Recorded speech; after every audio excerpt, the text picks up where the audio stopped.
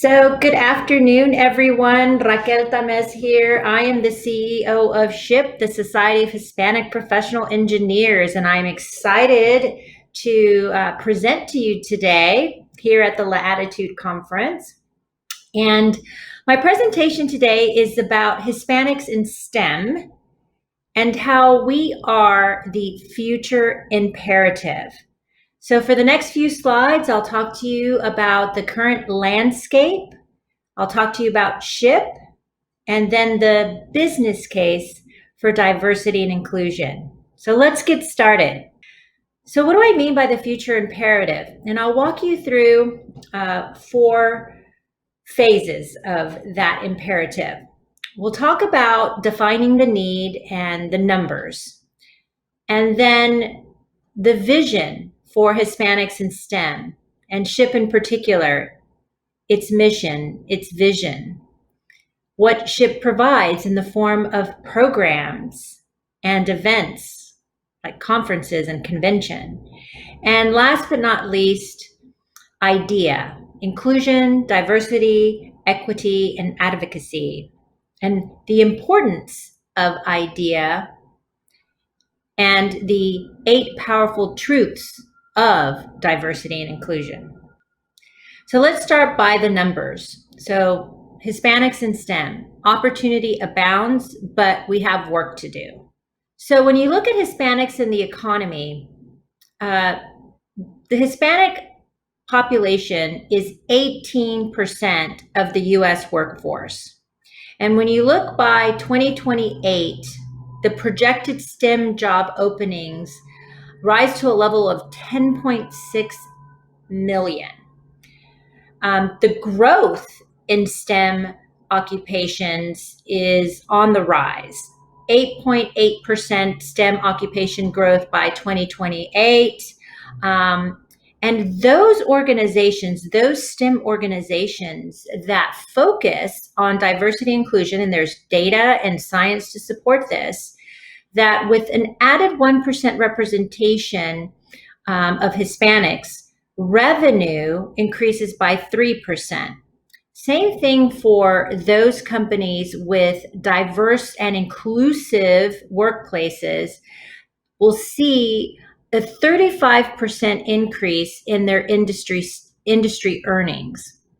With respect to Hispanics in education, no doubt we are doing significantly better in that overall the numbers are on the rise. We are graduating at higher numbers from high school. We're entering university and college at higher numbers. We're even entering STEM studies at higher numbers. Unfortunately, we're not necessarily, quote unquote, persisting and graduating with those STEM degrees. So we see an increase in advanced placement, 23% in 2019. But when it comes to STEM courses, Hispanic students could do better with respect to computer science courses, calculus courses, and just overall entering and persisting and graduating with degrees in STEM. When you look at Hispanics generally in centers of power or leadership positions, we could also be doing better. When you think about the fact that 18% of the workforce is Hispanic, we're not well represented when it comes to leadership roles in C-suite and board of director roles. Hispanics only hold 7% of the board seats in the US. With respect to executive positions, only 6%. 5% of the direct reports to CEOs are Hispanics, only 5%. And the numbers are not much better once you go down an organizational chart. When you look at those same levels of leadership or lack thereof for Latinas, it's even more distressing. 2% of the board seats, for example, are held by Latinas. Only 4% of executive positions in corporate America are held by Latinas as well. So we have work to do when it comes to board, C-suite, and other types of senior level leadership roles. So when you look at the overall professional occupations in the US workforce in 2019 anyway, Hispanics only comprise 10% of those professional occupations. And it was even lower at 8% for STEM occupations in particular. So we have work to do to increase the numbers of Hispanics in STEM. When you look at engineering specifically, again, very low, 8%, when you compare it to the overall population, Hispanic population in the workforce at 18%. More work we can be doing here, which is really the mission and the vision of SHPE. So now I'd like to talk to you about SHPE and how SHPE is part of the solution in educating and empowering Hispanic students and professionals in STEM, and would like to talk to you about the SHPE vision and mission. So starting off with our mission, SHPE changes lives by empowering the Hispanic community to realize its fullest potential and to impact the world through STEM awareness, access, support, and development. With respect to our vision is a world where Hispanics are highly valued and influential as the leading innovators, scientists, mathematicians, and engineers. And our guiding principles, our core values, are deeply ingrained and guide all of our actions at SHPE. They serve as our cultural cornerstones, and they are inherent and cannot be compromised either for convenience or short-term economic gain. Our core values, familia, service, education, resilience, these 4 values guide what we do at SHPE day in and day out. We also, with respect to our programs and our events, is how we educate and empower our student members and our professional members. And we have a multitude of different programs and events for students and professionals along their entire academic and their professional trajectory. For example, here is a very high-level overview of some of our programs. Latinx Factor, Sharpen Your Professional Edge. That's a free monthly webinar for students and young professionals for career readiness. Propel is an online, SHPE's online learning programs and certifications. It's for professionals. Scholarship. These are to support our student members to persist and graduate with their STEM degrees. Noche de Ciencias, as well as Dia de Ciencias, is SHPE's cornerstone community engagement program. These programs, workshops, oftentimes bilingual, are held all over the country in collaboration between our student chapters, our professional chapters, and local educators and civic leaders. And essentially what we do with this community engagement program is to address 2 main barriers for Hispanics entering STEM: awareness and access. So we have hands-on activities, and we also provide information to entire families that come about not just the opportunities in STEM, but the many possibilities. And we also provide information on how to access school and how to navigate the financial assistance process. SHPTINAs, Igniting Latinas in STEM. We are celebrating 10 years. This program started off as 2 workshops at our convention. It is year-long programming now and an entire conference at our convention. And it's all about empowering Latinas in their pursuit of STEM along the entire STEM pathway. SHPE and SMU have partnered together for the Rising Latino Leadership Certificate Program. It is exclusive. It's an exclusive relationship between SHPE and the Cox School of Business at SMU, and in particular, their Latino Leadership Initiative. We're very excited for this cohort type mini MBA for engineers. And we'll be starting that program, launching it this fall. And then one of our other cornerstone programs that's been around for many, many years is our mentorship program. This year, we're launching a new technology platform that we're excited about, and we're going to be focused on small one-on-one groups of mentor-mentees, as well as our SHPTinas. And then last but not least, we have the Cyber Tech Trek. As some of you might know, cybersecurity is absolutely needed. It's in high demand. And so this online certification program is for our professionals to secure additional credentials to supplement their engineering degrees, to make them that much more marketable, so that they can contribute as individual contributors to their organization. So this is just an overview of some of SHPE's many programs. So really quickly, want to take you through some of SHPE's signature events. We have 9 signature events every year. We have 7 regional leadership development conferences. SHPE is organized into 7 regions, so we have 7 RLDCs. We have 1 main leadership conference called NELA. That is a conference, a leadership development conference for SHPE leaders at the student chapter level, professional chapter level, regional, and national. This year we went virtual, and we were able to increase our impact by 500%. We went from 200, less than 200 leaders to almost 1,000. So game changing for SHPE. And then last but not least, our national convention is actually 5 conferences in one.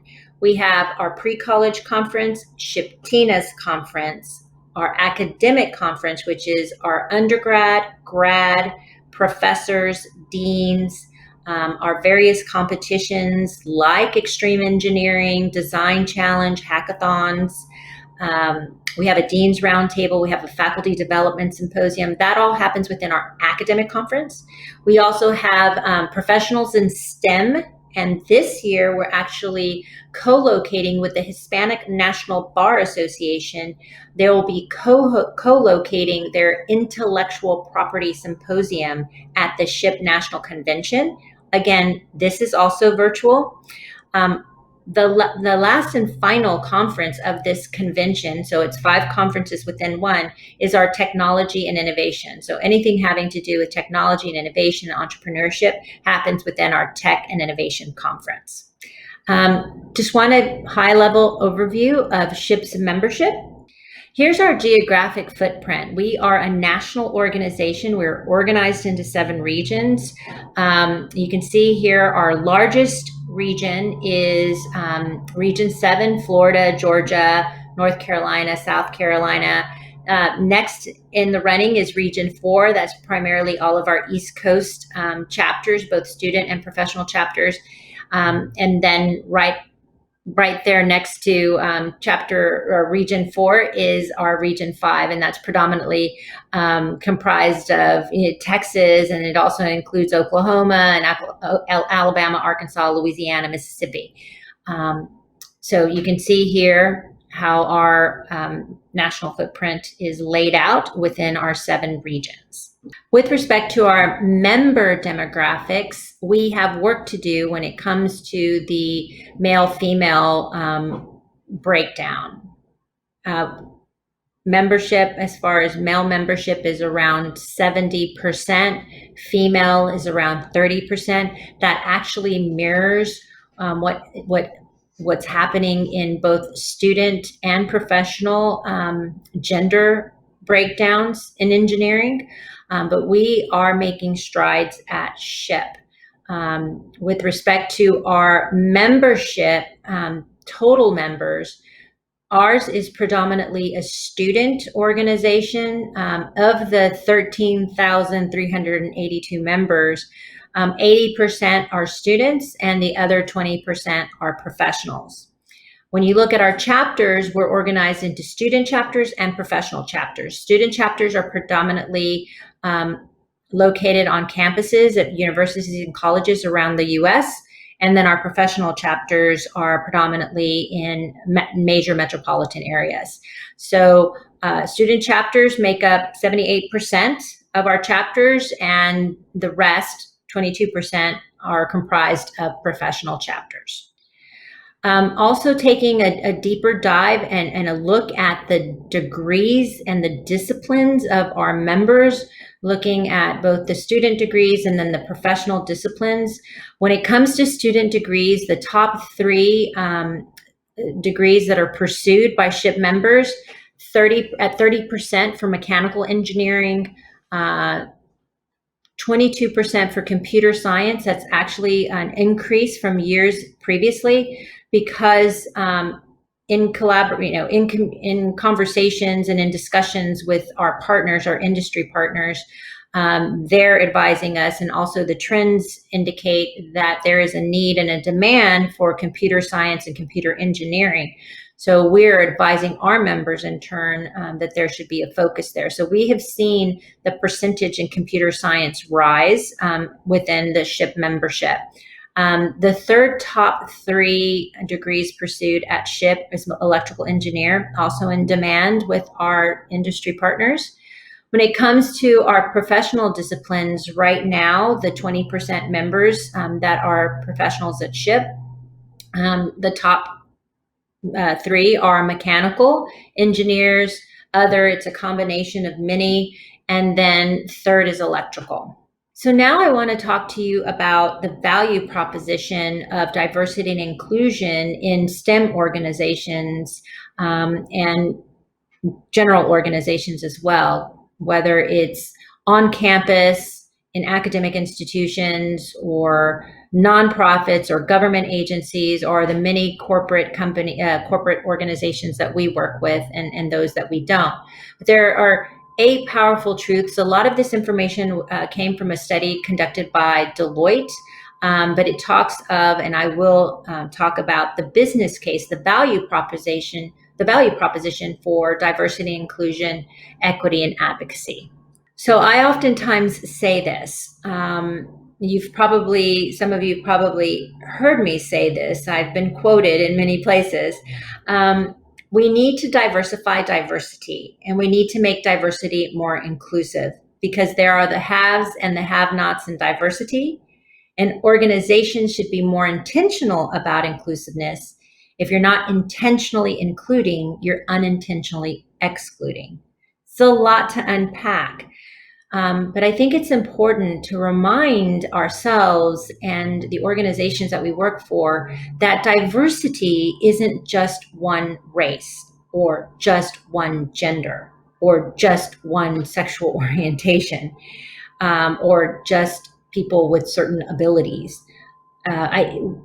We need to open up the aperture of how we see, define, and experience diversity.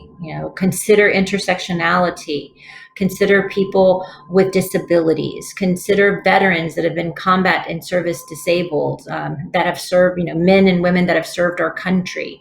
Consider all the amazing people along the LGBTQ community, as well as, men and women and Hispanics and Blacks and Asians and Native Americans, and et cetera. We really need to diversify our definition of diversity, because I think sometimes we get locked in and focus on just men, or just women, or just this particular ethnic group, or that particular racial group. I think it's important for organizations to be more comprehensive and kaleidoscopic in their definition of diversity. So one powerful truth is, diversity of thought is the new frontier. And so along with what I was talking about, those are certainly traditional ways of looking at diversity based on race and ethnicity, national origin, religion, but ultimately cognitive diversity is the ideal.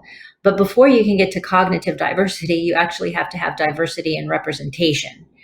So diversity in your ranks, in your employee population, and then focusing on inclusion and belonging. But the thing is with diversity, and there's data and science to prove that diversity actually spurs innovation. And there is evidence showing that diversity of thinking enhances innovation by 20%. And that diversity of thinking also reduces risk by 30%. So there is a business imperative for diversity and inclusion. Truth number two, diversity without inclusion is not enough. And you've likely heard this. It is one thing to have a diverse workplace. It's another thing when those employees are actually included and feel as if they belong. But also, again, those organizations that are not just diverse, but also inclusive, experience better business outcomes. Those inclusive organizations are 2 times as likely to meet and exceed financial targets. They're 3 times as likely to be high performing. They're 6 times more likely to be more innovative and agile, and 8 times more likely to achieve better business outcomes overall. And when you look at those organizations that are in fact inclusive and not merely just diverse, there's 4 main components to those inclusive organizations. They have environments, cultures wherein there's a sense of fairness and respect, where employees are valued and they feel as if they belong. Employees that feel psychologically safe and feel that they can openly talk and air concerns. And then finally, workplaces that are inclusive are workplaces wherein employees feel that they are empowered and are in fact growing in their roles at their particular organization. Number 3, inclusive leaders cast a long shadow. No doubt, I think it's important that there be tone at the top with the CEOs and buzz at the bottom with our ERGs and individuals and our grassroots efforts. I will talk shortly about minding the middle. But there are 6 characteristics that Deloitte found of leaders that are inclusive, that have a bias towards inclusion. 1, they're committed to diversity and inclusion. 2, they're courageous. 3, they're cognizant of their own bias. 4, they're curious. And number 5, they're culturally curious and intelligent. And last but not least, number 6, they're collaborative. So as an individual, I'm oftentimes asked, well, what can I do to support diversity and inclusion? I think if you work towards these 6 traits, that you can work towards being a more effective, inclusive leader.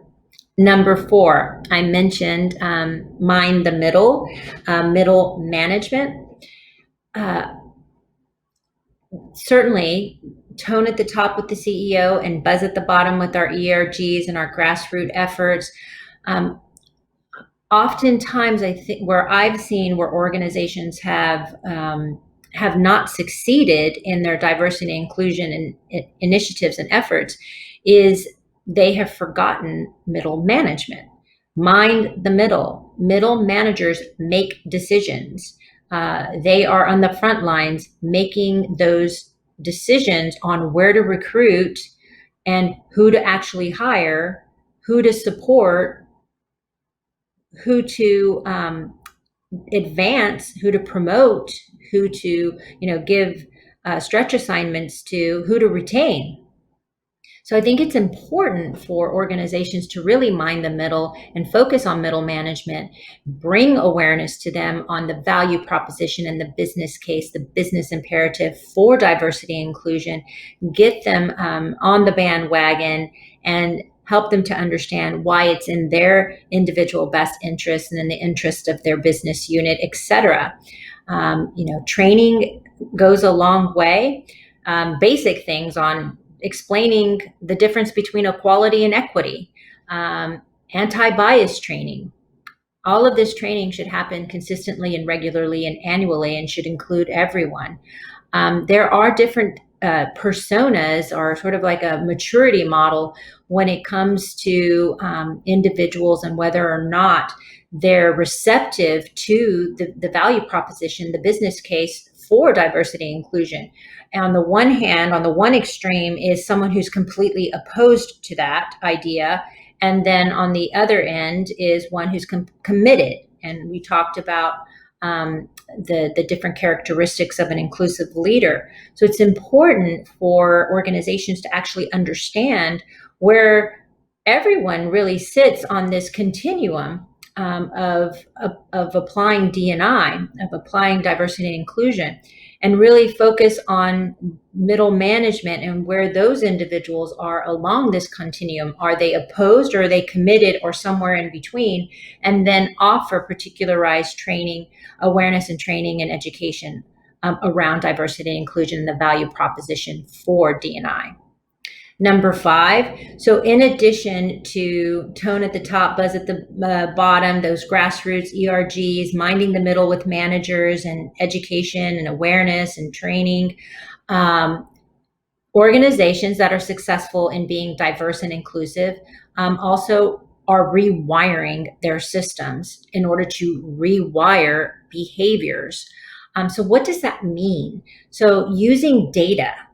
We're all data-driven these days, algorithms, AI, but using data to pinpoint the leaks in an organization's talent life cycle, all the way from the beginning, from recruitment to retirement. And what are the inclusion experiences throughout, or where could there be inclusion experiences along that path? Part of rewiring systems and rewiring behaviors is identifying and remodeling vulnerable moments along the talent life cycle, because there are, especially where decisions are susceptible to bias. Middle management, and I'm not pointing the finger just at middle management, but if there's an individual who feels more comfortable with someone who looks more like them, or they went to the same school, or they were in the same fraternity, is there a bias? And no doubt there are bias along the pathway from recruitment to retirement. So it's important for organizations to really study and identify those vulnerable moments along the talent life cycle. Another effort to rewire the system is to actually introduce positive behavioral nudges. And I'll talk a little bit about this later. It's about actually holding people accountable, having metrics, and holding people not just accountable, but responsible for bias behavior, and identifying those instances along the talent life cycle where bias could be inherent, but not necessarily out, open, and obvious. And then it's important too for an organization to track its progress or lack thereof, track its impact. As they go and identify, pinpoint the leaks and moments of vulnerability along their talent life cycle, to actually, when those changes are made, improvements are made, to actually track the impact and whether or not the organization is moving along the maturity model for a diverse and inclusive organization. I mentioned this briefly just a moment ago. Tangible goals make ambition real. I have spoken to many diversity and inclusion leaders at different tech organizations. Some are further along the maturity model for diverse and inclusive workplaces. Some have work to do. Some are very open and as far as their results or lack thereof, and some not so much. I've heard certain tech companies say that they have that founder's effect. They They were born in a garage, in a dorm room, and they want to keep the organization nimble, and they don't want to burden their managers with requirements. And that's certainly one way of approaching it, but not sure how effective that is in making that particular organization or tech generally to become more diverse and inclusive. So it's important to have goals. It's important to hold people, managers, those especially that have hiring and decision-making responsibility, and hold those individuals accountable to diversity and inclusion efforts. Match the inside with the outside. So this is important. More and more customers, consumers are becoming more savvy. They're looking towards organizations that are sustainable, that are have corporate responsibility programs, that are in fact diverse and inclusive, that pay attention to equality and equity and parity. More and more customers and consumers are more educated and more savvy about who they want to buy products from, and who they want to buy services from. There are tech companies that are successful in literally matching the inside with the outside. Intel is one of SHPE's industry partners, and Intel has reached full representation 2 years in advance of its stated goal. What does that mean, full representation? That the Intel employee population matches that of the workforce population. And they were able to achieve that goal 2 years in advance. So when a tech executive says that it's not possible, it is in fact possible. Intel is highly successful, one of the best places to work in the world, and they are highly diverse and inclusive, and they have reached full representation 2 years in advance. Last but not least, organizations, for the most part, those that are not along the maturity model for diversity and inclusion, need to perform a culture reset. And it's not just about check the box. Oh, I attended a SHPE conference. We're meeting our compliance numbers. There is evidence to show that organizations often overestimate their inclusiveness. And so it's important to really ensure that organizations are accurately measuring their diversity and inclusion metrics that they have set for themselves, and to take those voice of the employee surveys to get a pulse on the employees and whether or not they actually feel included and as if they belong. I've been mentioning the maturity model for organizations. On the one end, on the left side, you've got compliance. EEOC, those sites. It's legal compliance with diversity and inclusion. And then further along, those organizations that are a little more sophisticated, programmatic, they have programs that support diversity and inclusion. It's really driven by HR and talent acquisition and university relations and recruitment. But then further along, you have those business-led or business leader organizations, tone at the top, where the CEO and the C-suite is diverse and they support diversity. There are statements saying that, that diversity and inclusion is important to the organization. That's great.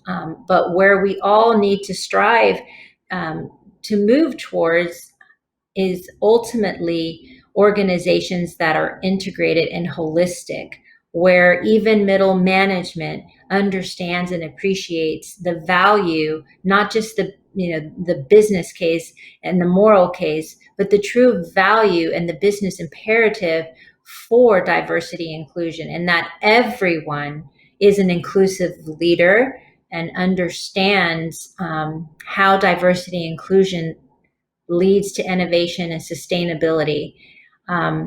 So ideally, we'll all work towards level 4. So key takeaways, No doubt Hispanics are progressing. We're graduating at higher numbers, entering STEM degrees in higher numbers. We still have concerns with respect to persisting and actually graduating with those degrees in STEM. This is where SHPE comes in. We've been doing STEM for 46 years. It's not something that all of a sudden we're doing STEM because it's the new shiny thing and it's what pays.